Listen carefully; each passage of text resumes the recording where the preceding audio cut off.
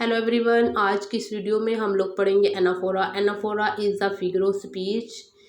मैं आप लोगों को एनाफोरा की डेफिनेशन को विद एग्जांपल के थ्रू बहुत इजी वे में बताने की कोशिश करूंगी।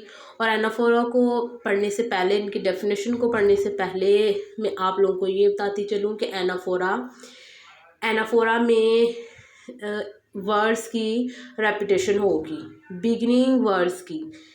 तो इसकी डेफिनेशन को देखते हैं। Anaphora is a figure of speech in which words repeat at the beginning of successive class, phrase और सेंटेंस। जब हम किसी पोएम को पढ़ते हैं तो इसमें दो या दो से ज़ायद लाइन वाला स्टैंजा आ जाए तो इसमें उस स्टैंजा की लाइंस जो स्टार्ट हो रही होंगी वो सेम वर्ड से अगर स्टार्ट हों तो उस स्टैंजा को हम एनाफोरा लाइंस को कह लें, लाइंस को एनाफोरा कहेंगे।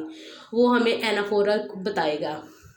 तो इस एग्जाम्पल देखते हैं। In every cry of every man, in every infants cry of fear, in every voice, in every pen.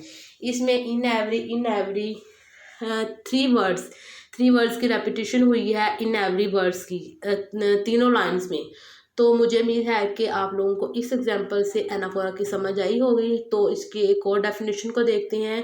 वो बहुत इजी सी डेफिनेशन है जिससे आप लोगों को एनाफोरा की मज़ीद समझ आ जाएगी। तो इसमें ये है कि beginning of two and more than two lines, के दो या दो से ज़्यादा line with the same words, के मतलब सेम वर्ड से स्टार्ट हो दो या दो से ज़्यादा लाइन। वो स्टैंजा की हो सकती है, पोएम की हो सकती है, वो कोई भी मतलब लाइन्स हो सकती हैं। तो वो उसकी स्टार्टिंग वर्ड्स हो वो सेम हो। तो मुझे उम्मीद है कि आप लोगों को एनाफोरा की समझ आई होगी। Thank you for watching. अपना बहुत सारा ख्याल रखिएगा। अल्लाह हाफिज़।